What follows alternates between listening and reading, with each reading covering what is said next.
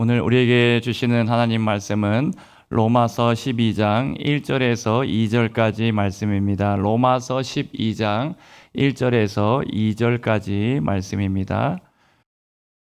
우리 찾으셨으면 같이 한 목소리로 합독하겠습니다.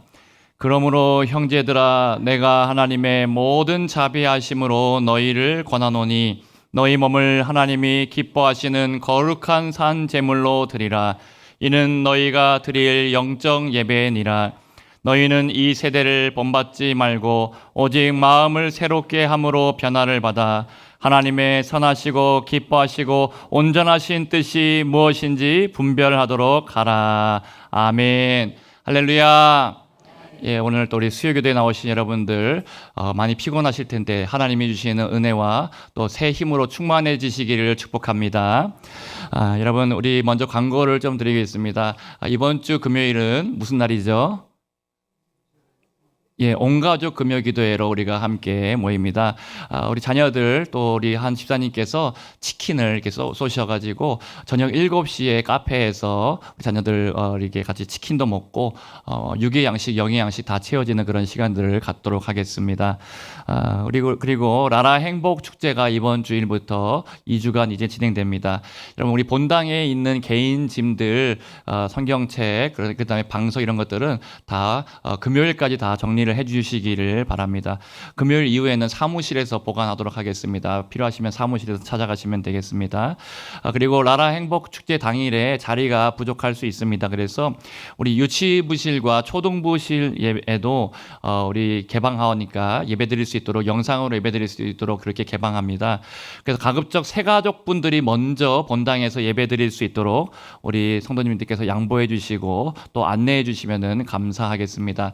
그리고 우리 1층의 주차장은 자리가 부족합니다. 그래서 우리 가급적이면 우리 성도님들은 다 밖에 주차장을 이용해 주시고 우리 남성주류 그쪽에 주차장도 이용하시고 또 밖에 주차장을 이용하시고 우리 이 1층의 주차장은 다 우리 새가족들만 될 수 있도록 그렇게 양보해 주시면 감사드리겠습니다. 1층에 들어올 때부터 우리가 그 등록 카드를 적고 또 방문자 카드를 적고 선물도 거기서 교환하니까 여러분들이 주차는 가급적이면 밖에다가 해주시면 감사드리겠고요. 카풀이라든지 대중교통을 적극적으로 이용해 주시기를 바랍니다. 할렐루야. 오늘 또 어떻게 예배할 수 있을까라는 제목으로 로마서 12장 말씀을 우리 함께 나누도록 하겠습니다. 여러분, 우리가 교회는 그리스도의 몸이다라고 이야기를 합니다.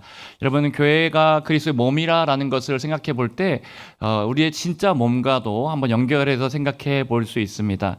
여러분, 우리의 머리에 뇌가 있죠. 이 뇌를 하나님의 말씀이다라고 생각해 볼 수 있습니다.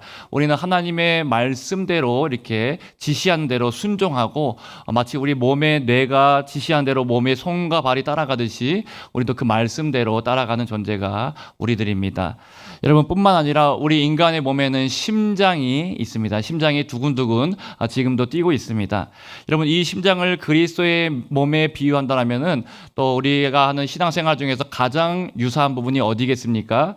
바로 이 심장은 우리가 드리는 이 예배다라고 할 수 있습니다. 여러분, 심장이 하는 일은 뭡니까? 펌프질을 하면서 우심방과 우심실 그리고 자심방과 자심실을 거쳐서 모든 세포와 혈관들을 통해서 신체 기관에 피를 공급해 주는 일을 심장이 합니다. 여러분, 이 피가 잘 공급이 돼야지 우리가 살아갈 수 있죠. 그런데 이 혈관의 줄기가 막히고 또 심장이 마비가 되면 어떻게 되겠습니까? 우리는 제대로 건강하게 살 수가 없습니다. 마찬가지로 그리스도의 몸된 예배도 마찬가지입니다. 우리 예배를 통해서 우리 심장이 펌프질을 하고 영혼의 심장이 펌프질을 하고 우리 예배를 통해서 은혜가 우리 모든 삶 가운데 흘러갈 때 우리가 건강하게 그렇게 신앙생활을 할 수 있게 됩니다. 우리 교회도 마찬가지입니다. 한 사람 한 사람 하나님의 예배를 통해서 하나님의 은혜가 흘러갈 때 우리 교회도 건강하게 될 줄로 믿습니다. 오늘 그 예배에 대해서 여러분들과 함께 말씀을 나누면서 어떻게 그러면 우리가 이 예배를 드릴 수 있을까? 로마서 12장에서 말씀하는 대로 한번 말씀을 말씀을 드려보려고 합니다. 여러분, 하나님께서 사용하시는 교회, 하나님께서 구원의 방주로 사용하시고 또 은혜의 통로로, 축복의 통로로 사용하시는 교회에는 특징이 있는데, 이 예배가 살아있고 이 예배가 은혜롭다라는 것이 특징입니다. 여러분, 예외 없이 살아있는 교회들, 또 하나님이 귀하게 쓰시는 교회들은 다 마찬가지로 예배가 살아있고 은혜롭습니다. 그러면 어떤 예배가 은혜로운 예배입니까? 성경은 여러분 이러이러한 예배가 은혜로운 예배다라고 분명하게 가르쳐 주지는 않습니다. 그런데 여러분, 재미있는 예배, 막 유머가 있고 앞에서 설교자가 정말 여러분들을 즐겁게 만들어주고 그런 유머가 있는 예배가 다 은혜로운 예배라고는 할 수 없을 것입니다.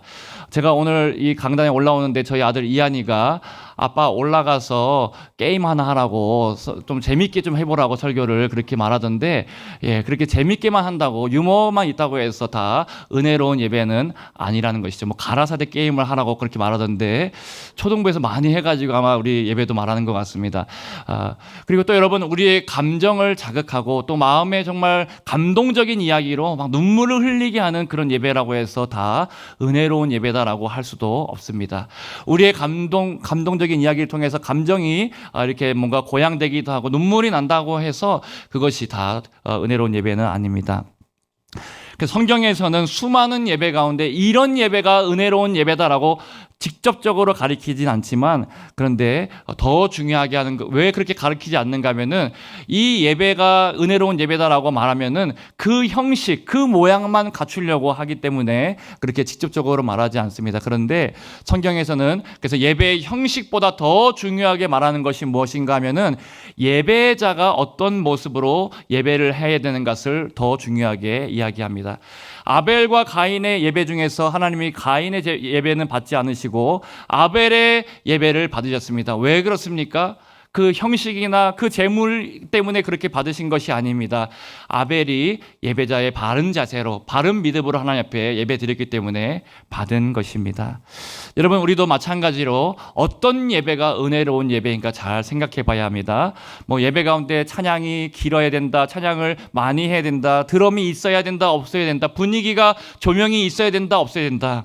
여러분, 이런 것들 다 떠나서요, 이런 포맷이나 형식이나 이런 모든 것이 예배의 가장 필수 요소가 아니고 우리 예배자들이 중요하다라는 것이죠. 어떤 마음으로 어떻게 은혜를 사모하면서 나왔는가, 그리고 어떻게 지금 하나님 앞에 예배드리고 있는가가 중요하다라고 할 수 있습니다. 여러분, 시편 150편 말씀해 보면은 150편 가운데 성전에 올라가는 노래라는 그런 시편들이 있습니다. 예를 들어 시편 121편이라든지 내가 산을 향하여 눈을 들리라, 나의 도움이 어디서 올까, 천지를 지으신 여호와에게서로다라는 그런 말씀이라든지, 여러분, 이렇게 성전에 올라가는 노래라는 표제어가 붙어 있는 그런 시편의 말씀들이 있습니다. 이 말씀들에 보면은 이 사람들이 찬송을 하면서 이제 1년에 한 번씩 성전을 향해서 절기 때 이렇게 나아가게 됩니다. 아무리 원근각지 멀리 있든지 가까운 데 있든지 이제 예루살렘 성전을 향해서 산을 넘고 또 물을 건너서 그렇게 나아갑니다. 그런데 여러분, 이들이 모여서 이제 솔로몬 성전에서 함께 예배를 드리는데 그 예배가 얼마나 은혜스러웠는지, 얼마나 영광스러운지 모릅니다. 어떻게 그렇게 은혜스러울 수 있었을까요? 찬양대가 훌륭하게 찬양을 해서 그렇습니까? 또 예물을 많이 바치고 제물을 드리고 해서 그것들이 많았기 때문에 그렇습니까? 그렇지 않습니다. 이들이 이 예배가 정말 은혜로웠던 것은 이 예배자들의 간절하게 사모하는 그런 마음가짐, 자세 때문에 그렇다고 할 수 있습니다. 여러분, 이들이 이 솔로몬 성전에 가기 위해서는 최소한 어떤 사람들은 6개월 정도 여행을 해야지 저 멀리 이스라엘 북쪽부터 시작해서 헐몬산에서부터 시작해서 온다든지, 여러분 또 남쪽에서 이렇게 올라올 때 최소한 6개월 정도 걸리게 해서 여행을 해서 이렇게 오는 사람들이 있었다라고 합니다. 그렇게 올 때 어떤 길을 통과해야 됩니까? 험한 광야길을 통과해야 될 때도 있고요, 또 산을 넘어야 될 때도 있습니다. 낮에는 뜨거운 더위와 싸워야 되고 밤에는 추위를 견디면서 와야 되고, 또 여러분 강도의 때라든지 그런 도적들의 위험들도 견디면서, 위험도 피하면서 와야 했다라는 것이죠. 여러분, 거기다가 밤이 되면은 잘 데가 없으면 그냥 차가운 들판에서 돌판 위에서 자기도 하고, 여러분 배고픔과도 싸우면서 그렇게 힘들게 하나님의 은혜를 사모하여서 이들이 예배의 자리 가운데 나왔습니다.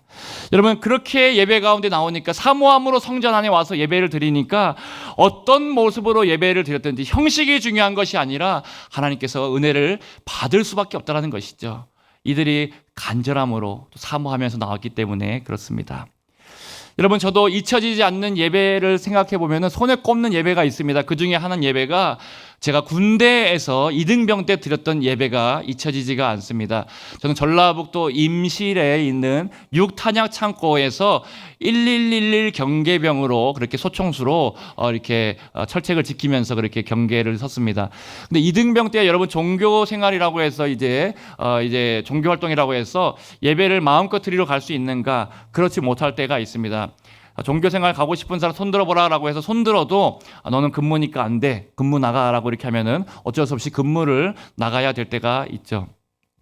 저도 예배를 가고 싶다고 손들었다가 근무니까 근무 가라라고 해서 이제 산에 올라가서 주일에 경계를 쓰고 철책을 따라서 초소에 서가지고 총을 들고 경계를 서고 있습니다.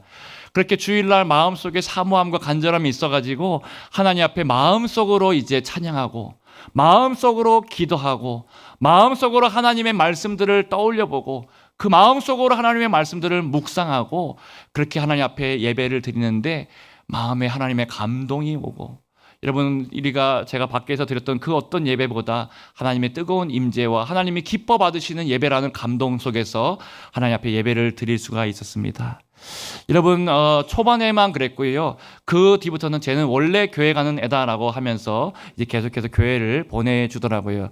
다른 사람들은 상병 병장이 되니까 이제 몸이 편해지고 일요일 날 이제 마음껏 자기들이 쉴 수 있으니까 더 교회를 안 가는데, 그냥 내무실에 난 쉬겠다라고 안 가는데, 저는 병장 제대할 때까지 얼마나 예배를 사모하면서 그렇게 교회를 갔는지 모릅니다. 아무리 피곤해도 철야가 아니죠. 밤샘 근무를 하고 왔어도 반드시 주일날 예배 가서 그렇게 하나님 앞에서 군대에서 드렸던 예배가 기억이 납니다.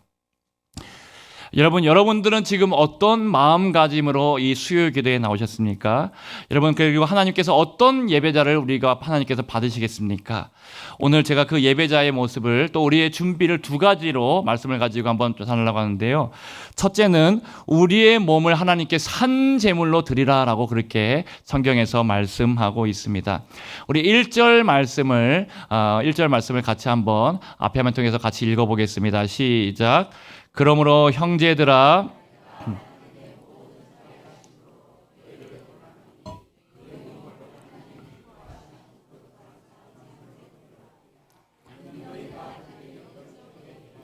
할렐루야. 예, 여러분, 우리의 몸을 가지고 하나님 앞에 산 제물로 예배를 드리라라고 말씀하고 있습니다. 여기서 나오는 이 헬라어 몸이 무엇인가, 무슨 단어를 쓰고 있는가가 굉장히 중요합니다. 이 몸이라는 헬라어는 항상 두 가지가 나오는데, 하나는 사르스라고 하는 단어와 그리고 소마라는 단어가 몸이라는 그 헬라어로 쓰입니다. 이 사르스라고 하는 것은 우리의 육체, 고기 덩어리 같은 우리 육체의 몸을 말합니다. 이 소마라고 하는 이 몸은 그러면 무슨 뜻인가 하면은 우리의 영과 육을 합친 몸을, 전인적인 그런 몸을 말한다라고 할 수 있습니다. 이분법으로 말하면은 영육이라고 할 수 있고요. 영육이라고 할 수 있고, 삼분법으로 말한다면 영혼육이라고 말할 수 있죠. 저는 이제 신학적으로 어떤 것이 맞다라고 그런 것을 이제 말하고 싶진 않고요. 지금 말하려고 하는 것은 아니고, 여러분들이 이해하기 쉽도록 전인적인 몸, 그래서 영과 혼과 육으로 그렇게 몸에 대해서 좀 설명을 드리도록 하겠습니다. 여러분, 로마서 12장 1절에 나오는 너희 몸을 하나님이 기뻐하시는 거룩한 산 제물로 드리라. 여기서 영혼 육을 다해서 하나님 앞에 예배 드리라라고 말씀하고 있다는 것이죠. 몸만 나와 있다라고, 이 자리에 그냥 우리가 앉아만 있다고 해서 예배 드리는 것이 아닙니다. 너희가 성전 마당만 밟고 간다라고 그렇게 이사야 말씀에 나오고 있지 않습니까? 몸만 왔다 가는 예배가 하나님이 받으시는 예배가 아니고, 여러분, 또 몸은 나와 있는데 생각으로는 계속 걱정, 근심, 염려, 또 여러 가지 세상의 일들을 생각하고 있다고 한다면 그것 역시도 하나님이 받으시는 몸의 예배가 아니다라고 할 수 있습니다. 여러분, 우리의 예배는 그래서 우리의 마음과 생각과 우리의 모든 영과 육을 다해서 하나님 앞에 전심으로 예배할 때 하나님께서 그 예배 가운데 은혜를 부어주시고 우리의 예배를 기쁘게 받아주실 줄로 믿습니다. 여러분께서 혹시 이 자리에 나올 때 여러분, 세상에서 여러 가지 시험을 당하고 오신 분들이 많이 많이 있을 것입니다. 직장 생활에서 상처를 받기도 하고 마음이 괴롭고 여러 가지 문제들을 만나고 이 자리에 나오신 분들도 계실 것이고요. 또 세상에서 욕을 듣기도 하고 또 가정에서 여러 가지 갈등과 문제들 속에서 있다가 이 자리에 나오신 분들도 계실 것입니다. 여러분, 그렇다면 어떻게 하나님 앞에 예배드릴 수 있습니까? 우리의 영육이 약한데 그때에 먼저 우리가 하나님 앞에 하나님의 도우심을 구하면서 하나님 앞에 우리가 기도하며 죄를 회개하고 하나님의 은혜를 사모하면서 그렇게 나아갈 때 하나님께서 우리를 새롭게 하여 주시고 우리의 예배를 받아주신다라고 약속하는 것이죠. 여러분, 이 세상에 완벽한 사람은 아무도 없습니다. 내가 일주일 동안 완벽하게 살다가 하나님 앞에 예배드린다라고 할 수 있는 사람은 아무도 없습니다. 다 흠이 있고 연약하고 부족합니다. 그런데 우리가 예수 그리스도의 보혈을 의지하고 성령님께 우리의 죄를 고백하면서 회개하는 마음으로 나오면은 하나님께서 은혜를 사모한 자들에게 그렇게 우리를 새롭게 하셔서 우리의 몸으로 드리는 예배, 모든 전인으로 드리는 예배를 기쁘게 받아주실 줄로 믿습니다. 여러분, 또 이 말씀에 보니까 너희 몸을 하나님이 기뻐하시는 거룩한 산 제물로 드리라라고 나와 있습니다. 그렇다면 거룩한 산 제물은 또 무엇일까요? 이 거룩한이라는 단어와 산 제물이라는 두 단어가 합성어로 이렇게 붙어 있죠. 붙어 있는 것을 우리가 생각해 볼 수 있습니다. 여러분, 우리가 제물이라는 것은 알 수 있습니다. 우리가 제물로 하나님 앞에 예배를 드리는 것이겠죠. 그런데 우리가 제물로 드릴 때 산 제물로 드리라, 죽은 제물이 아니고 산 제물로 드리라라고 말씀합니다. 이것은 구약의 제사에서 우리가 유래해서 나온 이야기다라고 할 수 있습니다. 사람들이 하나님 앞에 구약에서 예배드리러 나올 때, 성전에 나올 때라든지 성막에 나올 때 어떻게 제물을 가지고 왔는가 하면은 죽은 제물을 가지고 오지 않았습니다. 죽은 양을 가지고 온 것이 아니라 산 양을, 산 제물을 가지고 와서 제사장 앞에 가지고 오면 제사장이 거기서 잡고 그렇게 하나님 앞에 제물로 드렸다라는 것이죠. 여러분, 멀리 이제 예루살렘까지 먼 거리를 와야 되는 사람들 어떻게 합니까? 그래서 너무 먼 거리를 6개월 동안 여행하면서 양을 가지고 막 이렇게 제물을 가지고 올 때 너무 힘들지 않겠습니까? 그래서 이들이 성전까지 그냥 와가지고 성전 앞에서, 예루살렘 성전 앞에서 돈을 주고 양을 사기도 하고 비둘기를 사기도 하고 그렇게 할 때도 있었죠. 그 모습을 보시면서 예수님께서는 너희가 성전을 지금 장사하는 곳으로 만들어 놓는다라고, 시장통처럼 만들어 놓는다고 하면서 상을 다 뒤집어 엎기도 하셨던 것이 이런 배경에서 나온 것이다라고 할 수 있습니다. 내 집은 만민이 기도하는 집이지 이렇게 장사하는 곳이 아니다라고 그렇게 예수님께서 이 성전에 청결하게 하는 사건들도 성경에 기록되어 있습니다. 여러분, 그렇다면 마찬가지로 우리가 거룩한 살아있는 제물로 우리를 드린다는 말은 우리도 하나님 앞에 예배를 드릴 때 거룩한 삶으로 우리가 지금 하나님 앞에 드려야 된다는 것을 말씀해 줍니다. 어떤 분들은 과거의 나의 모습을 기억하면서, 과거에 내가 열심히 신앙생활했던 것들 기억하면서 하나님 앞에 나오는 분들이 있습니다. 하나님 아버지, 제가 과거에 하나님 앞에 예배를 잘 드렸습니다 하면서 지금 나는 거룩하지 않은 모습으로 그렇게 나오는 분들이 있다는 것이죠. 그것이 아니고, 과거의 모습이 아니고 지금 산 제물로, 지금 거룩한 모습으로 하나님 앞에 나오라라고 그렇게 말씀하고 있다는 것이죠. 여러분, 그래서 하나님께서는 항상 현재형으로 내가 너의 살아있는 예배를 받기 원한다, 너의 지금 거룩한 예배를 받기 원한다, 이렇게 말씀합니다. 과거에 내가 신앙생활 열심히 했고요. 과거에 제가 10년째 헌금을 하나님 앞에 다 드렸고요. 또 과거에 제가 여전도의 회장으로서 교회에서 우리 500포기 정도 되는 김장 김치도 제가 다 담궈 봤습니다. 주방에서 열심히 봉사해 봤습니다. 또 이렇게 여러 가지 주차 봉사도 하고 여러 가지 제가 열심히 섬겨 봤습니다. 여러분, 과거에 한 것도 하나님께서 기쁘게 기억하시고 받아주실 것입니다. 그런데 우리가 지금 예배 가운데 나왔을 때는 하나님께서 무엇을 요구하시는가? 지금 하나님 앞에 거룩한가? 지금 하나님 앞에 나를 드리고 있는가? 그것을 하나님께서 중요하게 여기시고 그것을 받으신다라고 말씀하고 있는 것입니다. 여러분, 그래서 과거에만 매여 있지 말고 우리의 신앙이 매일매일 살아있는 산 제물로 하나님 앞에 거룩하게 드릴 수 있기를 주님의 이름으로 축원드립니다.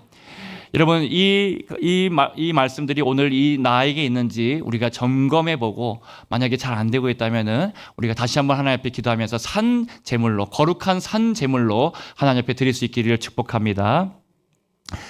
여러분, 그리고 우리가 일주일 동안 그렇다면은 우리를 어떻게 준비해야 될까? 예배를 잘 드리기 위해서 어떻게 우리가 그러면 준비해야 될지도 말씀을 드리고 말씀을 마무리하겠습니다.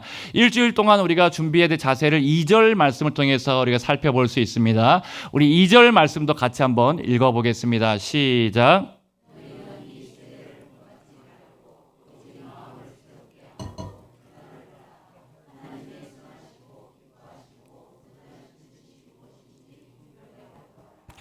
아멘. 여러분, 여기 말씀해 보니까 어떻게 하라고 되어 있습니까? 어떻게 예배를 준비하라고 되어 있는가 하면은 먼저 이 세대를 본받지 말라라고 말씀합니다. 여러분, 예배를 드리기 전도 마찬가지고 예배가 끝나고 나가고 나면은 어디로 여러분들이 나가게 됩니까? 세상으로 나가게 됩니다. 이 세상에 나갔을 때 세상은 여러분들이 예배를 잘 드리지 못하도록, 예배자로 살아가지 못하도록 계속해서 여러분들을 유혹하고 시험하고 여러분들을 넘어뜨리려고 합니다. 우리 마음과 생각 가운데 혼란스럽게 만들고, 이 세상이, 여러분 생각해 보시죠. 지금 전쟁과 또 여러 가지 경제적인 어려움과 혼란스럽게 하는 세상의 문화들로, 가치관들로 인해서 우리를 어지럽게 만들고 우리의 마음과 생각을 흔들게 만드는 것들이 세상의 일들이다라고 할 수 있다는 것이죠.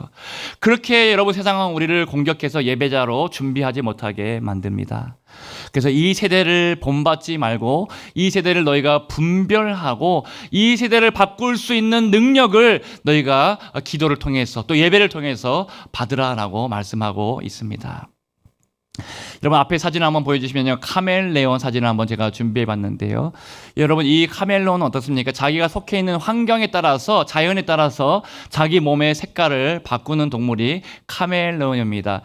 그래서 숲에 있으면은, 또 나무 사이에 있으면은 나무 색깔로 몸을 바꾸고, 나무 잎으로 초록색으로 바꾸고, 또 울긋불긋한 그런 단풍에 있으면 또 주황색으로 자기 몸을 바꾸는 동물이 이 카멜레온이다라고 할 수 있습니다.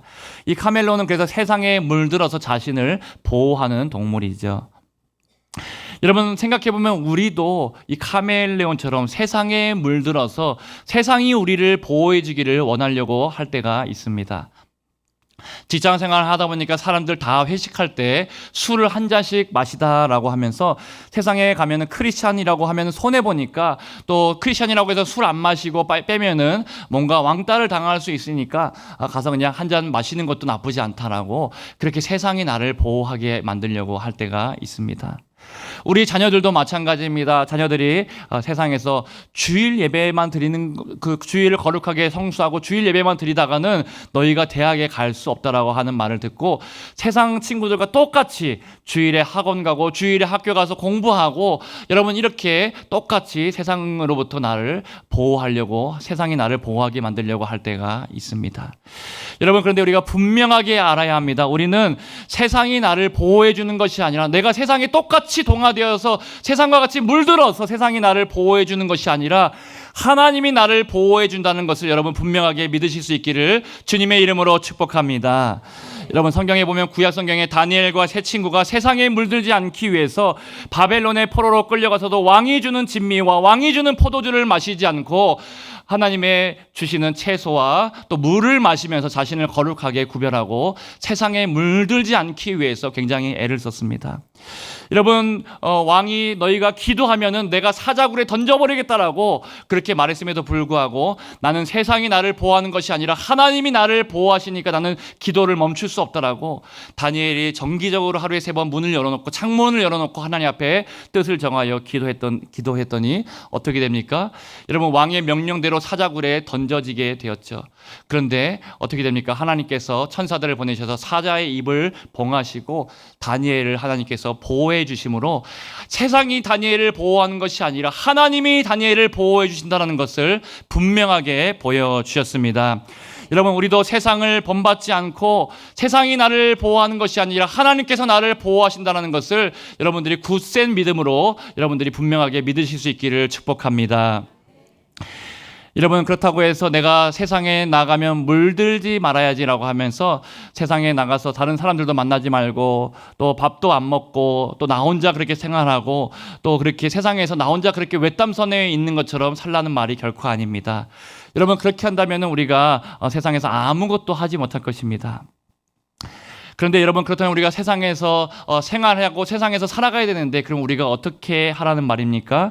이 세대를 본받지 않기 위해서 두 번째로 우리가 중요하게 해야 될 것은 하나님의 선하시고 기뻐하시고 온전하신 뜻이 무엇인지 분별하도록 하라라는 말씀을 기억해야 합니다. 이것이 마지막 오늘 말씀이죠. 여러분께서 로마서 12장 2절 말씀은 너희는 이 세대를 본받지 말고 오직 마음을 새롭게 함으로 변화를 받아 하나님의 선하시고 온전하신 뜻이 무엇인지 분별하도록 하라라고 말씀하는데, 여기서 분별하다라는 말은 단순히 그냥 알아보라라는 뜻이 아니고 그냥 뭐가 옳고 뭐가 그런지 한번 잘 보라는 뜻이 아닙니다. 영어 성경에 보면은 테스트 앤 프루브라고, 너희가 한번 시험해보고 하나님의 말씀대로 그렇게 살아보니까 정말 하나님이 너희를 보호하시는지, 정말 하나님이 살아계신지 한번 증명해보고 그렇게 한번 테스트해보라라고 말씀하고 있습니다. 세상의 쾌락과 세상의 문화가 또 세상이 정말 나를 보호해 주는지, 아니면 하나님의 말씀과 하나님이 정말 살아계셔서 나를 보호해 주는지 한번 테스트해보고 증명해 보라라는 것이죠. 제가 예전에 그래서 고등부, 중고등부 교육자로 섬길 때 굉장히 서울의 보은교회에 있을 때 굉장히 공부를 잘하는 과학고의 학생이 한 명 있었습니다. 이 친구가 주일을 이제 밥 먹듯이 빠지고 학교에서 공부를 하다 보니까 잘 못 나오지 못할 때가 있었습니다. 그러다 나중에 이 친구가 이제 고3이 되니까 여러 가지 뭐 철학이라든지 여러 가지 세상에 잡다한 지식이 들어가니까 정말 하나님이 살아계신 게 맞습니까? 라고 하면서 여러 가지 어려운 난제들, 세상에 풀리지 않는 난제들 가지고 저한테 질문하면서 정말 하나님 살아계신 거 맞습니까? 제가 하나님이 잘 안 믿어진다고 교회를 이제 계속 예배를 드려야 될지 고민이 된다라고 저에게 찾아왔던 그런 제자가 있었습니다. 그래서 제가 이 친구에게, 교회를 떠나려고 하는 그 친구에게 1년 동안 교회를 떠나지 말고 너가 하는 그 질문들 하나님 앞에 한번 기도해보라라고 말하고, 저도 지금 답해줄 수 있는 이야기들이 많이 있지만 하나하나 그 답해주는 것이 중요한 것이 아니고 너에게 지금 신앙이 필요하고 믿음이 회복되는 것이 필요하니까 1년 동안 하나님 앞에 예배하면서 기도하면서 하나님 앞에 너가 질문도 해보고 정말로 하나님이 살아계신지 너가 테스트해보고 정말 하나님이 살아계시다라고 하면 열심히 예배드리고 신앙생활 열심히 하라라고 말해주었습니다. 만약에 1년 동안 예배했는데도 하나님이 살아계심을 너가 경험하지 못하고 정말 예배 가운데 정말 간절한 마음으로 사모하면서 기도했는데도 하나님이 너를 만나주시지 않는다면 그 뒤에는 너가 원하는 대로 해도 좋다라고 말하면서 그렇게 그 친구를 붙잡았던 기억이 납니다. 그래서 이 친구가 고3 때 공부를 해야 되고 바쁜데도 불구하고 그렇게 열심히 신앙생활을 해보려고, 그래도 자기가 은혜를 사모하면서 나와보려고 했고, 이 친구가 예배생활 잘하고 청년부까지 올라가서 계속해서 좋은 대학도 가고 신앙생활 잘 했던 것이 기억이 납니다. 여러분, 오늘 말씀이 이것을 말해줍니다. 우리에게 단순히 그냥 무조건 믿어라라고 말씀하시지 않고 내 말이 정말 살아있는 하나님의 말씀인지, 정말 우리를 변화시키고 능력 있는 하나님의 말씀인지 너희가 내 말을 가지고 한번 테스트해보고 시험해보고 증명해봐라. 너희 삶에 한번 이 말씀을 붙잡고 한번 마음에 새기고 그 말씀을 가지고 너희에게 적용해보고, 이 말씀이 정말로 살아있고 능력이 있는 말씀이어서 너를 변화시키고 너의 가정을 변화시키고 너의 공동체를 변화시키는지 한번 너희가 시험해보고 증명해보라라고 성경이 우리에게 말씀해 주고 있는 것입니다. 여러분께서 목회자도 마찬가지입니다. 저도 이 말씀을 전할 때에 항상 저에게 먼저 이 말씀을 통과해 보려고 하고 저를 통과한 말씀을 증거하려고 합니다. 만약에 통과하지 못한 말씀이 있다고 한다면은 정말 제가 괴로워하면서 정말 말씀을 전할 때 부담스러워하면서 말씀을 전할 때도 있고, 하나님의 말씀이니까 전해야 되기 때문에 전해야 될 때도 있고, 어떨 때는 정말 자신 있게 내가 통과한 말씀, 살아계신 하나님의 말씀, 하나님 정말 살아계시다라고 기적의 하나님, 능력의 하나님을 마음껏 자랑할 때가 있더라는 것이죠. 여러분, 이 하나님의 말씀은 지금도 살아서 활력이 있고 좌우에 나선 어떤 검보다 예리하여 우리의 영과 홍감이 관절과 골수를 찔러주게며 사람의 마음과 생각을 감찰하며 지금도 우리를 변화시키는 하나님의 말씀인 줄로 믿습니다. 이 하나님의 말씀을 통해서 정말 죽어가는 자를 살리고 하나님의 말씀 붙잡고 기도했을 때 하나님의 능력을 통해서 가정이 변화되고 하나님의 말씀을 통해서 우리 교회가 변화되고 우리 가정과 우리 세상이 변화되는 역사들이 나를 통해서 분명하게 일어나게 될 줄로 믿습니다. 지금도 우리는 그 기적을 경험하고 있고 살아계신 하나님의 말씀과 그 능력을 경험하고 있습니다. 여러분 계속해서 우리가 기도하고 전도하는 일들을 하고 있는데 이 전도를 통해서도 복음의 능력을 한번 테스트해 보십시오. 여러분들이 전도하는 그 전도를 통해서 잃어버린 자들이 정말로 돌아오게 되는지, 잃어버린 자들이 정말 하나님을 믿게 되는지, 죽은 자들이 살아나게 되는지, 영적으로 살아나는 역사가 반드시 있게 되는지, 한 영혼이 회심하여서 천하를 얻는 것보다 더 큰 기쁨이 여러분 정말 나도 경험하고 우리 모두가 경험할 수 있게 되기를 주님의 이름으로 축원드립니다. 오늘 말씀 앞에 나와서 그렇게 말씀 붙잡고 오늘 말씀대로 그렇게 기도하면서 항상 예배 가운데 그렇게 나오시는 저와 여러분들 다 되시기를 주님의 이름으로 축원드립니다.